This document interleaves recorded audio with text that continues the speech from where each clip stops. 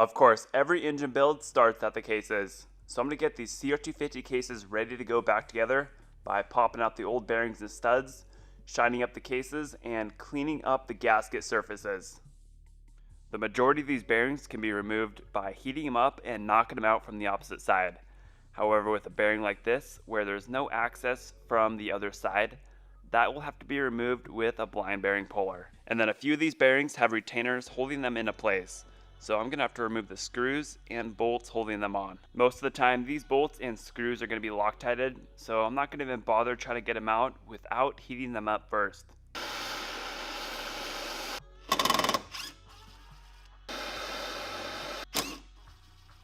Now for the Phillips screws, the heads strip out really easily, so I'm not going to take any chances with them.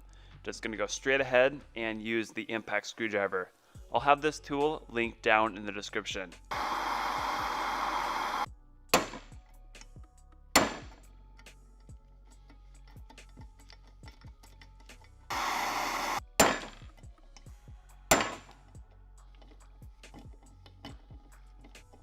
I tell you what guys, these screwdrivers work without fail 100% of the time. Super handy to have. Alright, I've got a few seals to pop out, and then I'm going to heat up the bearings and knock them out of the case.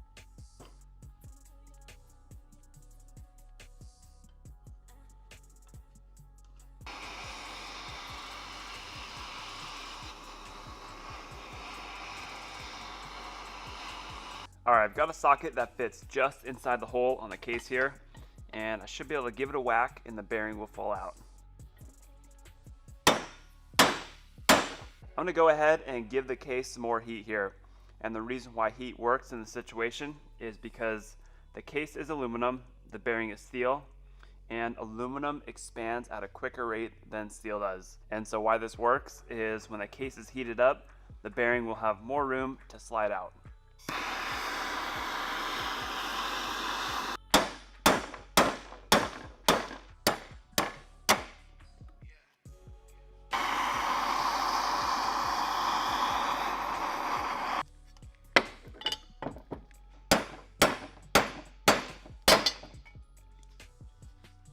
I don't know if you guys caught that or not, but when I flipped the case over, this bearing just fell right out. I really wanted to show you guys that blind bearing puller, but I might need to use it on this needle bearing here. So I'm gonna try the same thing on the needle bearing here. Heat it up, flip the case over, and hopefully it falls out.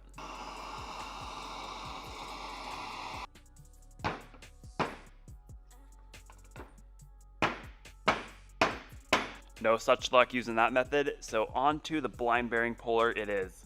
Hopefully I have one that's big enough.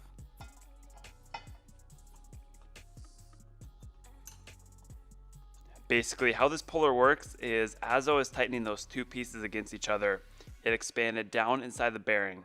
So I've got a firm grasp on the bearing. As soon as I thread in the slide hammer to the puller, I'll be able to yank that bearing right out.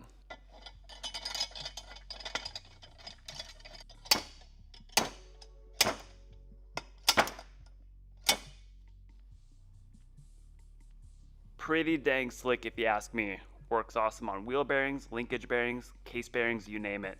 It's got pretty much every size you'd ever need. I'll link this tool down below as well. The last thing to pull off this case are the cylinder studs. Never hurts to go ahead and replace those. To remove them, I'll be using the double nut technique. Sounds dirty, but I promise it isn't. I'll just be locking two nuts against each other on the stud, and that will enable me to thread the stud out of the case.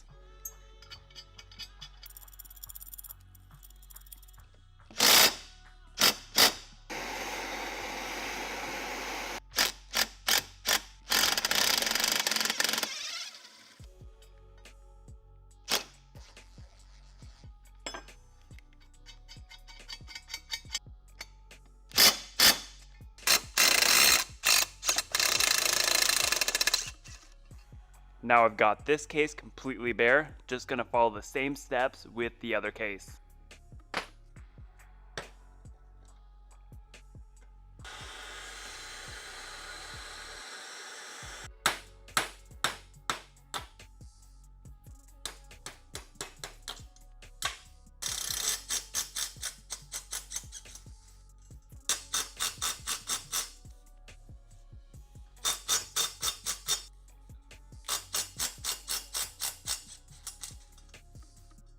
Now for the inner clutch cover, I've just got a few seals and a bearing to pull out.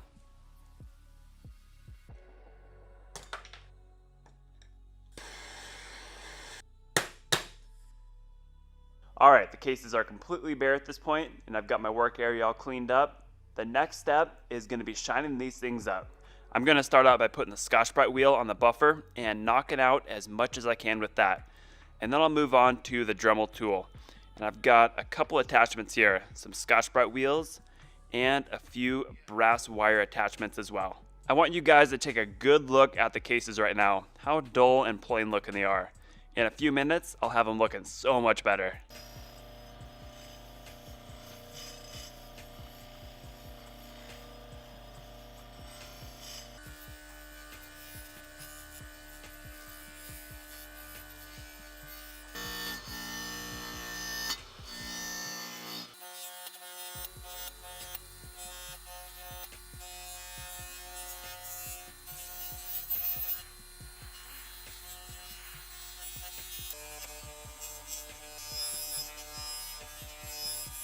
Man, this Scotch-Brite wheel is really working some magic on the crankcase. However, there's still a lot of rock chips and pitting on the bottom side.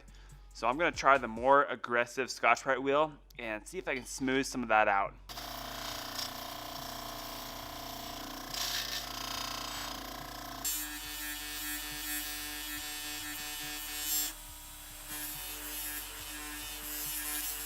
That is simply mind-blowing. It's like a brand new crankcase all over again. I'm going to pop the other Scotch-Brite wheel back on and smooth this thing out even more.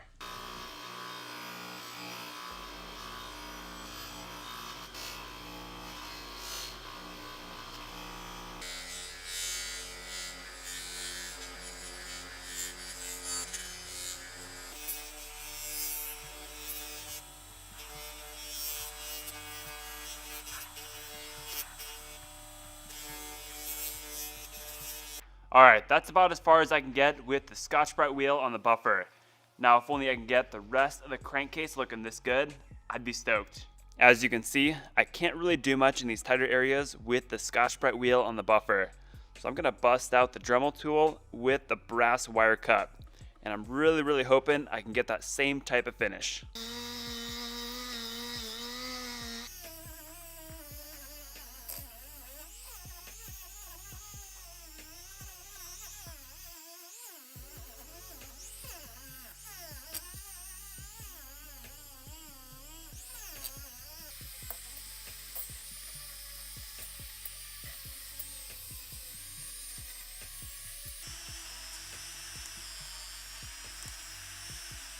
So the brass wire attachments wore down pretty quickly, so I'm going to give the Scotch-Brite wheel a try now.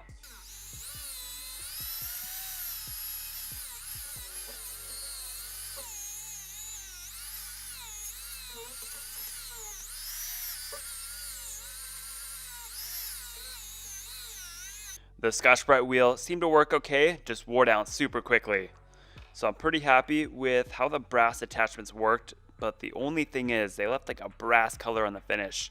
So I've been trying the regular wire wheels here. I got a straight one and a cup as well. And these seem to be the ticket for getting a similar finish to what I got with the Scotch-Brite wheel on the buffer without the brass color.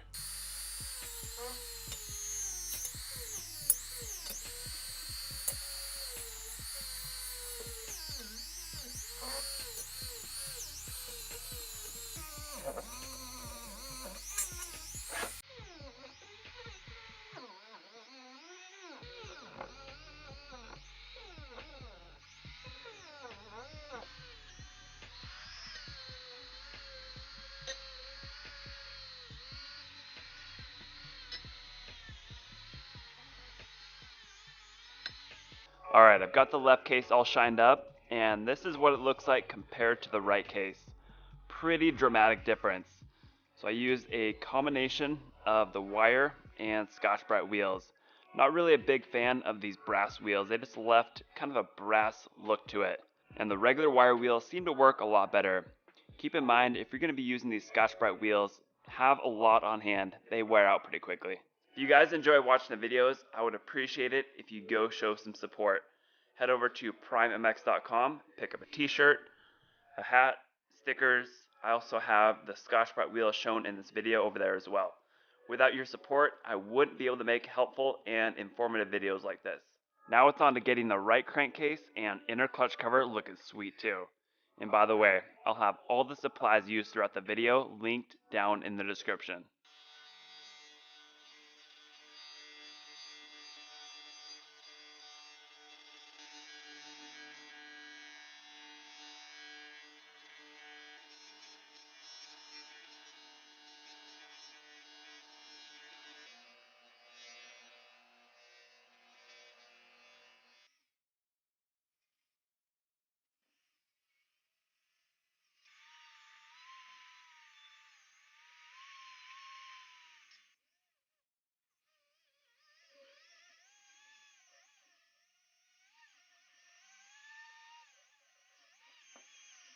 I am pretty happy with how these things cleaned up.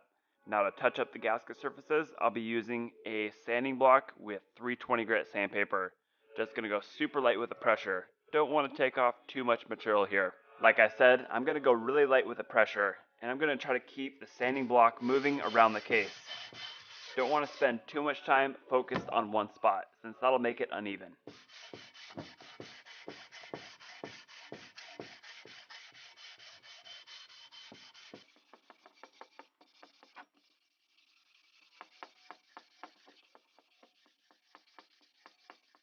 And then for something like the cylinder base gasket surface, I'm going to bolt the cases together.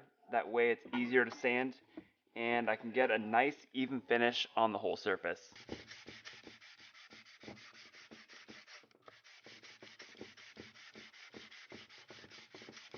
These gasket surfaces should be plenty flush now.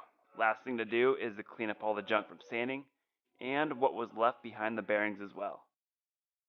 I always appreciate y'all taking the time to watch through the video, and don't forget, all the supplies used throughout the video are linked down below. I will see you guys later.